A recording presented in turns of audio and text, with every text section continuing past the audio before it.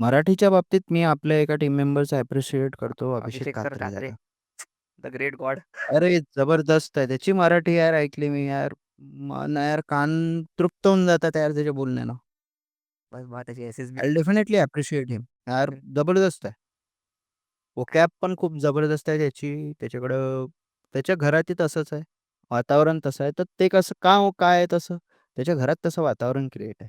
Maintain केलाय. क्रिएटच नाही आपण म्हणत, मेंटेन केलंय. मेंटेनही करतात. आणि आजकाल ते पॅरेंट्सने स्वतःहून केलं पाहिजे मला असं वाटतं. ठीक आहे, की आपल्या घरातून सुरुवात करा. मुलांना इंग्लिश शिकवा रे, इंग्लिश वाईट नाही आहे मी नाही म्हणत. ते तर लाईफ स्किल आहे. इंग्लिश लागणारच तुला. पण ते मदर टंग नको विसरू. किंवा पोरगं मदर टंग नाही विसरला पाहिजे. नाहीतर काय म्हणजे आता असं झालं आहे. 3 भाषा तुला आल्याच पाहिजे. एक तुला जी डेली यूजसाठी तुला इंग्लिश लागते कॉर्पोरेटला. एक नॅशनल लँग्वेज जी हिंदी म्हणतात. त्याच्यावर खूप कॉन्ट्रोव्हर्सी आहे. ठीक आहे. हिंदी घेतेच बघा महाराष्ट्र हिंदी बऱ्यापैकी लोकांना येते. ठीक आहे. नंतर मराठी ही मातृभाषा आहे आपली. बरोबर. मराठी तुला आलीच पाहिजे. वऱ्हाडी त्याच्यात तुला आलीच पाहिजे. अमरावतीत राहतात आली च पाहिजे, च मोठा. यायलाच पाहिजे आपल्याला आ- बाबा मराठी तर आपल्याला येईन यायलाच तर पाहिजे. कोणाला येईन. आपल्याला नाही तर कोणाला नाही. आपण आपली भाषा विसरलो तर मग आपले लेकरं कसे आठवतील? ते हा कशा विषय येतो पुढचे ना मग बघा. आपले बरोबर.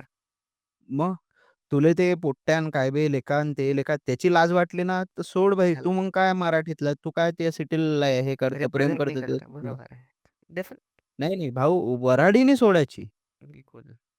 तुला कोणा म्हटलं काय गलिच्छसारखा बोलतो? अबे गलिच्छ नाही आहे ते, माई वऱ्हाडी आहे म्हणा ते. आमची मातृभाषा आहे बाळा ती, त्याला काय म्हणू शकत नाही. आमच्या वऱ्हाडची भाषा आहे म्हणा ते. आम्ही ते कधी नाही सोडणार म्हणा. मला आजही कोणी म्हटलं, की तुम्ही कसे बोलता?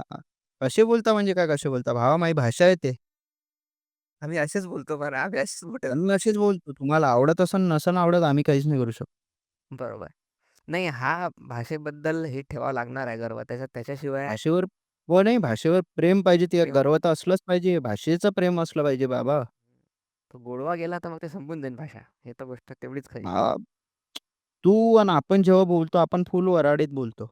पण आपण जेव्हा एकदम मग आपण शुद्ध मराठीत बोललो ना, तर मला कसं वाटतंय, "अबे, तू काय इंटरव्ह्यू घ्यायला आला का माझ्या? नाटक करू राहिला का माझ्यासमोर? अटक करून राहिला का? एवढा एवढा पुण्यातला झाला तर लयच झाला. तू तर जा पुण्याचा झाला का? झालं का बस. इथंच झाला होता ना बाबू तू." असा विषय आहे ते. बरोबर आहे. हा डायलॉग खूप ऐकले जाते. स्पेशली हे कॉमेंट याच्यावर जेव्हा लोकं स्पेशली यावर सोडून जाते. तो ज्या रिजनला जाईल बीड, पुणे, मुंबई, इव्हन नागपूर सुद्धा ॲट टाईम्स. हिंदी कसा बोलू राहिला तू? तुला मराठी बोलायला लाज वाटते का? आता तिथले लोकं हिंदी बोलतात. ते मिक्स बोलतात. नागपूरचे लोकं हिंदी, मराठी मिक्स करून बोलतात. That is still okay. ठीक आहे आता. आपापला स्टाईल आहे. बट हे आहे, की भाषेला घेऊन जागरूकता ठेवणं गरजेचं आहे. अदरवाईज त्याची ओरिजिनॅलिटी संपली तर मग काही उरणार नाही. कोणासाठी नाही उरणार.